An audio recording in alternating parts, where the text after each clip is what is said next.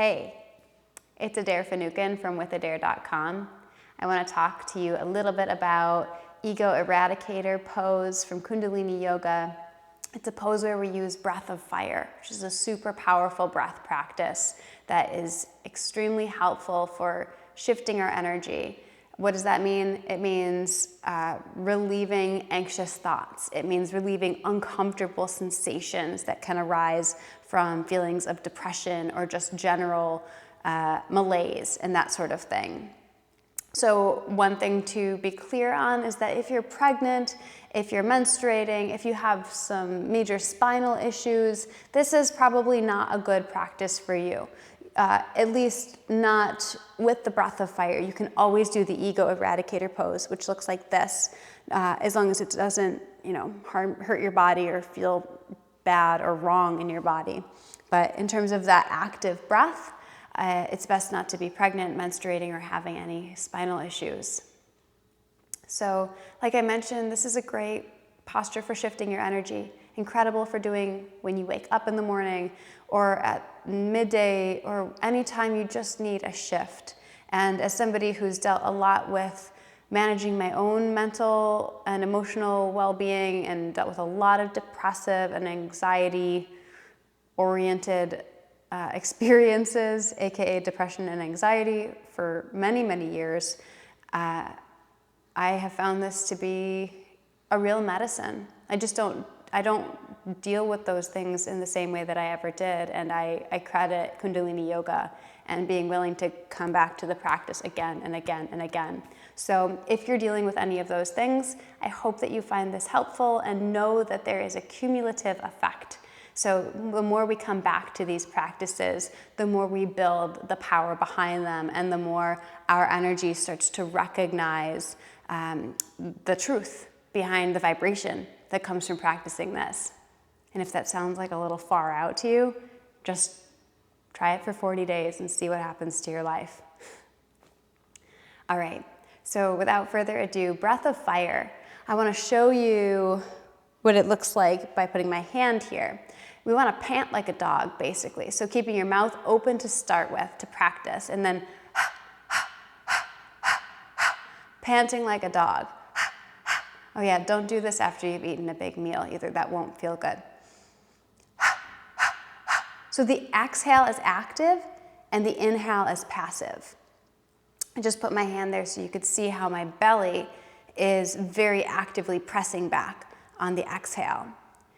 So we do that, except in order to do it, quote, properly or according to the Ego Eradicator style, we want to keep our mouth shut. So it looks like this.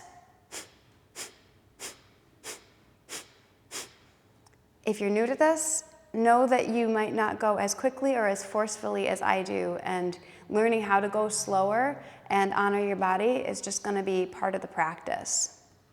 So we'll have time to practice that in a moment, and we'll add in the arms before we start with the breath. So the arms go up to 60 degrees, and feel your spine tall here. You can sit on a chair for this. I'm sitting up on a block because it keeps my hips higher than my knees, and it helps helps me to use my lungs fully by keeping my low back from rounding. But anyways, with the arms up, like really straight, bring the fingertips in towards the palms and the thumbs stay up. And I like to imagine little sparks of lightning going from one thumb to the other.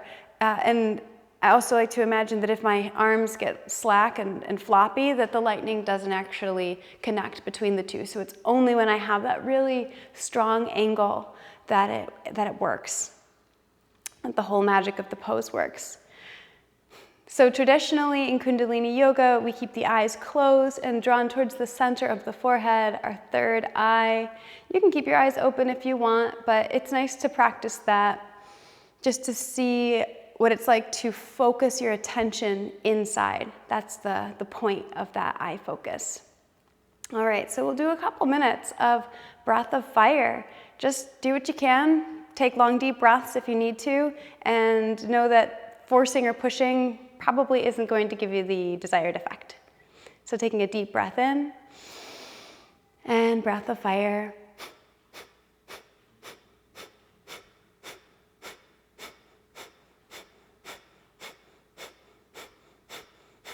Keep it up and let your shoulders relax, plugging in the upper arm bones into the shoulder joint and even drawing the shoulder blades towards each other as you breathe.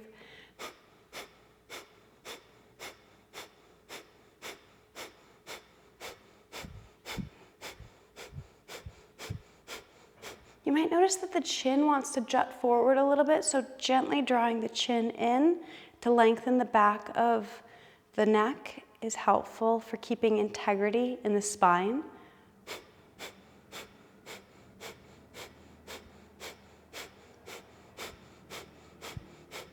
If your arms aren't used to staying up, you're going to be feeling perhaps a bit of resistance, shaking, all that stuff. It is worth engaging with resistance in this way. Try it. Stay in if you can.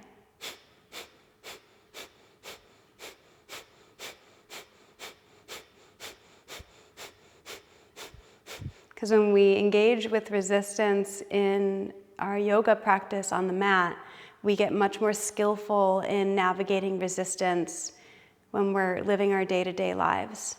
And if I've learned anything about, mental imbalances, emotional imbalances, it really is, it's about navigating resistance as much as anything so that we can help ourselves.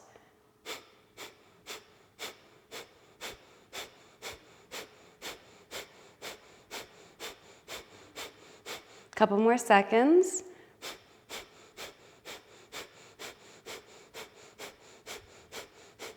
Inhale deeply. Suspend the breath, and we're going to lift the pelvic floor. So in the crudest terms, the rectum, sex organs, and low belly, your whole lower parts lifting. Gaze to your third eye, shoulders relax, arms super straight, envisioning that lightning from thumb to thumb. And then exhaling gently and sweeping the arms through the space around you, slowly bringing them down to touch the ground. Keeping the fingertips on the ground, relaxing into this shift of energy.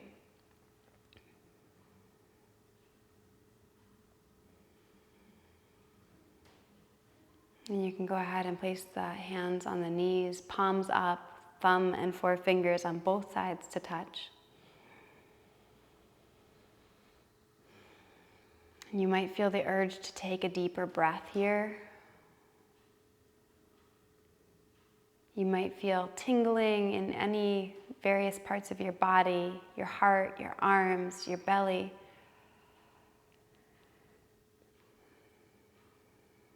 That tingling is a redistribution of energy. So much of the imbalances we experience are what I see as a calcification of our energy, a stuckness of our energy. And when we get good and skillful at shaking that up and letting it even out, as if you had a tray of sand and you evened out any marks in the sand, any divots by shaking it, then we have a smoother experience of being alive. And who doesn't want to feel good? If we're going to be alive, we might as well feel as good as we can, right? So pausing, taking whatever breaths feel good, and see how good you can feel in this moment.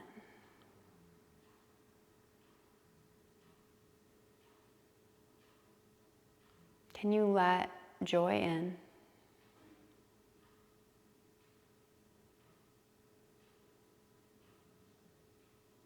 Can you let gratitude in?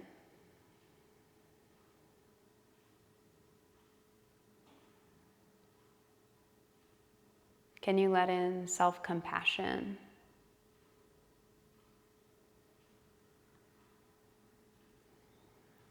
And if it feels really good to stay seated here, please continue to sit for as long as you have time for. I'm so glad that you joined me for this practice, and I wish you many happy returns. See ya.